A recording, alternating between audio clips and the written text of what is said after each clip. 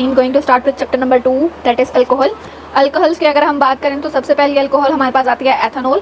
Ethanol की metabolism कैसे होती है? एथेनॉल जो है वो एसिटल्डिहाइड में कन्वर्ट होती है और फिर एसीटेट के अंदर बाय द हाइड्रोजनेशन और डीहाइड्रोजनेशन या पता नहीं हाइड्रोजनेशन एथेनॉल से एसिटल्डिहाइड बनता है by the enzyme activity alcohol dehydrogenase. Alcohol dehydrogenase जो है वो एथेनॉल को एसिटल्डिहाइड में कन्वर्ट करता है बिलो 100 माइक। अगर जो है हमारे पास 100 मिलीग्राम पर डेसीलीटर से कम कंसनट्रेशन हो तो ये एक्टिवेट होता है अल्कोहल डिहाइड्रोजिनेज और हमारे पास एथेनॉल को एसिटल्डिहाइड में कन्वर्ट करता है। अल्कोहल डिहाइड्रोजिनेज को इनहिबिट करती है फोमीपिज़ोल। अगर कंसनट्रेशन 100 मिलीग्राम पर डेसीलीटर से अबव हो तो microsomal ethanol oxidising system activate होता है MEOS सिस्टम, जो कि एसिटल्डिहाइड को एसीटेट में कन्वर्ट करता है। और एसिटल्डिहाइड को एसीटेट में कन्वर्ट करने के लिए हमारे पास एल्डिहाइड डिहाइड्रोजिनेज यूटिलाइज होता है और इसको इनहिबिट करता है डायसल्फाम। इस स्टेप के ऊपर डायसल्फाम और फोमीपिज़ोल। ये है हमारे पास एथेनॉल से कन्वर्जन हो रही है इनटू द एसिटल्डिहाइड। इसमें हमारे पास दो कंडीशन है। अगर एथेनॉल 100 मिलीग्राम से कम है तो थ्रू अल्कोहल डिहाइड्रोजिनेज जाएगी और अगर हमारे पास 100 मिलीग्राम से ज़्यादा है तो माइटोकॉन्ड्रियल माइक्रोसोमल अगर 100 मिलीग्राम से एथेनॉल कम है तो ये हमारे पास अल्कोहल डिहाइड्रोजिनेज एक्ट करेगा और हमारे पास कन्वर्ट हो जाएगा एथेनॉल से एल्डिहाइड में बाय द यूटिलाइजेशन ऑफ नेड। नेड जो है वो NADH में कन्वर्ट होगा। और अगर 100 मिलीग्राम से ज़्यादा एथेनॉल होगी तो microsomal ethanol oxidising system activate होगा, जो कि नेड PH को यूटिलाइज करेगा, नेड P में कन्वर्ट करेगा और एसिटल्डिहाइड में चेंज हो जाएगी एथेनॉल। फिर एसिटल्डिहाइड डिहाइड्रोजिनेज एंजाइम यूज़ होगा जो कि इसको एसीटेट के अंदर कन्वर्ट करेगा। इस स्टेप में भी एक NAD यूज़ होगा। अल्कोहल डिहाइड्रोजिनेज को फोमीपिज़ोल इनहिबिट करेगी और एल्डिहाइड डिहाइड्रोजिनेज को डायसल्फाम इनहिबिट करेगी। एथेनॉल के इफेक्ट्स की अगर हम बात करें तो एक्यूट इफेक्ट्स होते हैं और क्रॉनिक इफेक्ट्स होते हैं। एक्यूट इफेक्ट क्या हैं? 60 to 80 मिलीग्राम में ये ड्राइविंग की एबिलिटी ख़त्म होती है सबसे पहले। फिर हमारे पास 120 से 160 तक अगर हो तो ग्रॉस ड्रंकनेस आएगी। 300 मिलीग्राम पर डेसीलीटर से ज़्यादा हो जाए ब्लड में तो कॉन्शियसनेस लॉस होगी, एनेस्थीसिया और कोमा की स्टेट आना स्टार्ट हो जाएगी।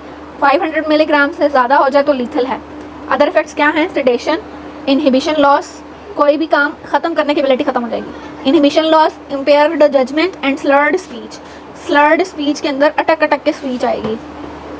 CNS इफेक्ट्स जो हैं वो मिलीग्राम पर डेसीलीटर से चेंज होते जाते हैं। इसके अंदर हमारे पास सिग्नलिंग प्रोटीन क्यों चेंज होते हैं? क्योंकि हमारे पास मॉड्यूलेशन होती रहती है सिग्नलिंग प्रोटीन की।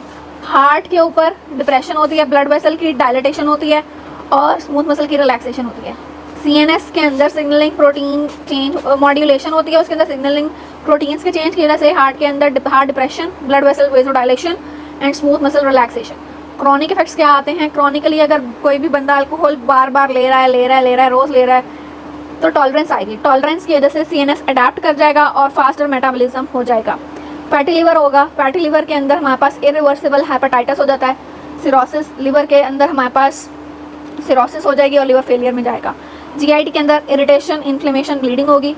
CNS के अंदर हमारे पास पेरिफेरल न्यूरोपैथी होगी, थायामीन की डेफिशिएंसी होगी, विटामिन B1, वर्निक कॉर्सकॉफ सिंड्रोम, इससे हमारे पास कॉन्फ्यूजन, एटैक्सिया और पैरालिसिस हो जाएगी एक्स्ट्रा ऑक्यूलर मसल की।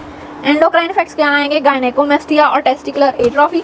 CVS के अंदर हमारे पास क्या होगा? हाइपरटेंशन रहेगी अल्कोहल अब्यूजर्स को, एनीमिया हो जाएगा, खून की कमी और कार्डियोमेगाली। इम्यून सिस्टम के अंदर इन्फ्लेमेटरी इफेक्ट्स आएंगे।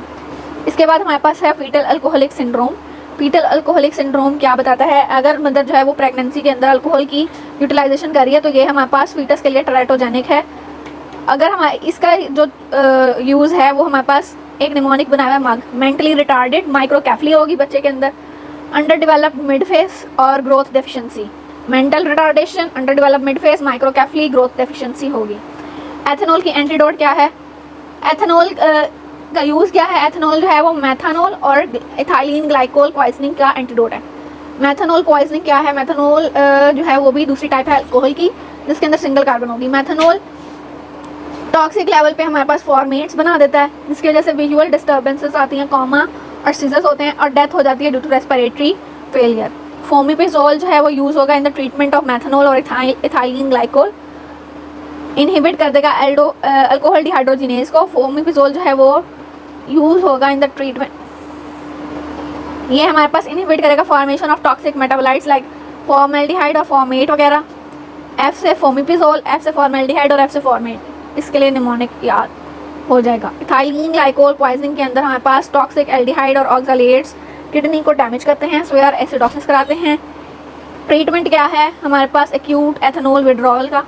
सबसे पहले बेंजोडाइज़ेपिन्स देते हैं। अगर लीवर जो है वो सही काम कर रहा है तो हम डायज़ेपाम देंगे, और अगर लीवर सही काम नहीं कर रहा तो वो ड्रग्स देंगे बेंजोडाइज़ेपिन्स के अंदर जो कि आउटसाइड द लीवर मेटाबोलाइज होती हैं। आउटसाइड द लीवर कौन कौन सी होती हैं, यही इसका निमोनिक है। आउटसाइड द लीवर ऑक्साजिपाम, टिमाजिपाम और लोराजिपाम। तो लोराजिपाम जो है वो हम यूटिलाइज करेंगे अगर लीवर एबनॉर्मल है। यूज़ क्या है? Prevention and treatment of acute alcohol withdrawal syndrome. इसके अलावा थायामीन देंगे, विटामिन B12, B1 है। कोएंजाइम जो है वो थायमीन कोएंजाइम रिक्वायर होता है थायमीन फॉस्फेटेज के लिए, इससे वर्निक-कॉर्सकॉफ सिंड्रोम नहीं होगा। इसके अलावा क्रॉनिक अल्कोहलिज्म की ट्रीटमेंट के अंदर क्या यूज़ करेंगे? Opioid receptor antagonist. Opioid receptor जो हैं वो हमारे पास ओपियम, पोपी वगैरह ये डिफरेंट ड्रग्स यूज़ होती हैं, उनके एंटागनिस्ट नैलट्रैक्सोन जो है वो हम यूज़ करेंगे, जो कि नॉन सेलेक्टिव कम्पिटिटिव एंटागनिस्ट है ओपियोइड रिसेप्टर का। ये हमारे पास बार बार जो रिलैप्सिंग एपिसोड्स हो रही हैं उनके रिस्क को कम कर देगा। इसके अलावा एंजाइम इनहिबिटर्स यूज़ करेंगे, वो कौन से थे हमारे पास? डाइसल्फ्राम। डाइसल्फ्राम जो है वो एल्डिहाइड डिहाइड्रोजिनेज को इनहिबिट करेगा, जिसकी वजह से हमारे पास अकोमुलेशन नहीं होगी एसिटल्डिहाइड की। एसिटल्डिहाइड इंक्रीज़ करेगा। इंक्रीज एसिटल्डिहाइड जो है वो मेजर कॉज है हैंगओवर का। Prevention of relapse in individual with alcohol disorders. Symptoms क्या हैं? सिम्टम्स फ्लशिंग ऑफ फेस होगी जब हम डाइसल्फ्राम वगैरह देंगे। हार्ट रेट इंक्रीज होगा, shortness of breath, nausea, vomiting, throbbing headache, visual disturbance, mental confusion, postural syncope and circulatory collapse. Other symptom क्या होंगे? एकैम प्रोस्टेट ब्लॉक करेंगे N methyl D aspartate receptors को, जिसकी वजह से रिड्यूस हो जाएंगे risk of prolapse. Methanol poisoning को कैसे ट्रीट करेंगे? सबसे पहले वाइटल मेंटेन करेंगे, थायमीन एडमिनिस्टर करेंगे, इलेक्ट्रोलाइट इम्बैलेंस को ट्रीट करेंगे, अल्कोहल विड्रॉल सिंड्रोम को हम ट्रीट करेंगे बाय बेंजोस, और अल्कोहलिज्म को ट्रीट करेंगे बाय डाइसल्फरम। अल्कोहल्स की अगर हम बात करें तो सबसे पहले इसके अंदर हमारे पास 3 ड्रग्स आएंगी जो कि एग्निस्ट के अंदर आएंगी, एथेनॉल, मेथनॉल और इथाइलिन ग्लाइकोल। ये 3 ड्रग्स आएंगी। अब अल्कोहल के विड्रॉ करने के लिए हमने कौन सी ड्रग्स करनी है?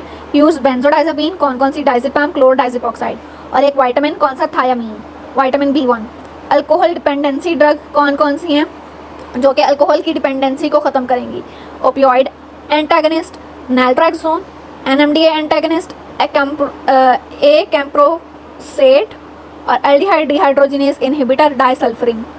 मिथाइलिन और इथाइलिन ग्लाइकोल पॉइजनिंग अगर हो जाए तो हमने क्या करना है? अल्कोहल डिहाइड्रोजिनेज इनहिबिटर फोमिपिजोल, और अल्कोहल यूज़ करनी है कौन सी? एथेनॉल। ये हमने पिछली वीडियो के अंदर भी स्टडी किया। अल्कोहल्स की अगर हम बात करें तो सारी अल्कोहल जो है वो CNS डिप्रेशन कराती हैं थ्रू गैबा मिमेटिक एक्टिविटी।